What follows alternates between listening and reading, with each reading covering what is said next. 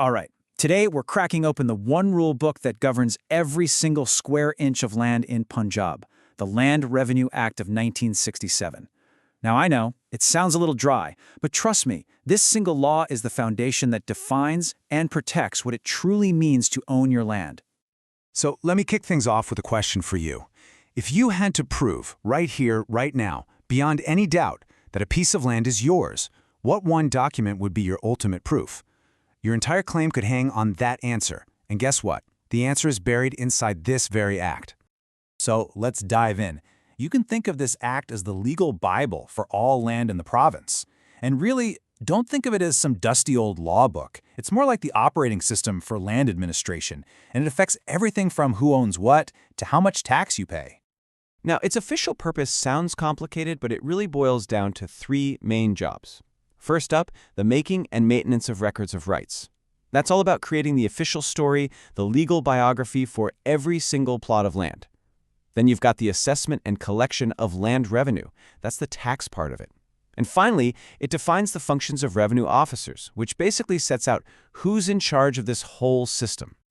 So who are these officials? Who are the people actually responsible for keeping this massive system running? Well, think of them as the custodians, the official keepers of your land's story. Right at the top of the food chain, you have the Board of Revenue. Section 13 of the Act basically gives them total control over all the other revenue officers. They're like the generals, setting the grand strategy for the entire province. And working our way down the ladder, you've got the commissioners, who run entire divisions, and then the collectors, who manage things at the district level. These are your regional and local commanders, making sure the rules are being followed on the ground. But then we get to the front lines. And this is where you'll find arguably the most important person for any landowner, the Patwari. This is the village-level officer, the frontline soldier who actually maintains the local records. When you buy, sell, or inherit land, the Patwari is the one who makes that first crucial entry. So, what is this master file that the Patwari is looking after? It's called the Record of Rights. And you can think of it as your property's official biography, or maybe even its birth certificate. Section 39 makes it clear, one has to exist for every single estate, no exceptions. And I mean, this document is incredibly detailed. It's got everything. Who the owners and tenants are, exactly what their rights are, what rent and taxes are due. It even includes a map of the land and a statement on local customs. It's the whole shebang.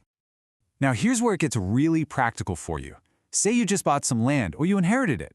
Well, Section 42 of the Act is crystal clear. You have a legal duty to report this to the Patwari, and you only have 3 months to do it. If you don't, you could be in for a world of hurt later on. This also shows just how much the system has changed. The old way, under Section 41, involved the Patwari writing everything down by hand in these huge physical logbooks. But now, thanks to Section 41A, we have computerized records managed digitally at modern Arazi record centers, and that has made everything way faster and a whole lot more transparent. Okay, so let's shift gears and talk about the money side of things. Owning land means you've got to pay a tax called land revenue. But how do they actually figure out how much you owe? Now, the key thing to get here is that this tax isn't just based on how big your land is. Section 56 spells it out. It's based on the estimated average money value of its gross produce. In simple terms, it's a tax on how productive your land is, what it can grow, what it can produce. And here's some good news. This isn't some number that's pulled out of a hat and changes every year. According to Section 64, once a general assessment is made, it's typically locked in for 25 years. That gives landowners a lot of stability. The Act also has these built-in safety nets for landowners. When that 25-year reassessment does come around, they can't just jack up your taxes to whatever they want. Section 61 puts a cap on it. The average for a whole area can't go up by more than a quarter. And for your specific piece of land, it's capped at a 50% hike. But what happens if you don't pay?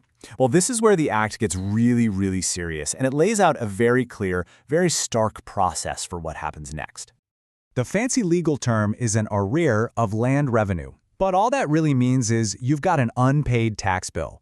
The moment that due date passes, any money you owe becomes an arrear, and the government can start the recovery process. And that process, laid out in Section 80, is basically a ladder of consequences, and each step gets more serious. It starts simply with a notice. But if that doesn't work, things escalate. They can arrest the person who owes the money, sell their other property and crops, temporarily give the land to someone else, and in the absolute worst-case scenario, sell the land itself to cover the debt. Okay, those are some pretty scary consequences, and that probably has you thinking, wait a minute, what if they made a mistake? What if I disagree with an order? Well, thankfully, this isn't a one-way street. The Act actually gives you clear ways to fight back and challenge these decisions. You've basically got three main tools in your toolbox. First, there's an appeal. That's where you take your case to a higher-ranking officer. Then there's a review, where you ask the same officer to take another look, maybe because new information has come to light.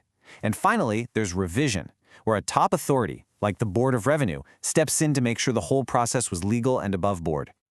And this all circles back to what is maybe the most powerful sentence in the entire Act, a direct quote from Section 52. It says, "Any entry in that record of rights shall be presumed to be true until the contrary is proved."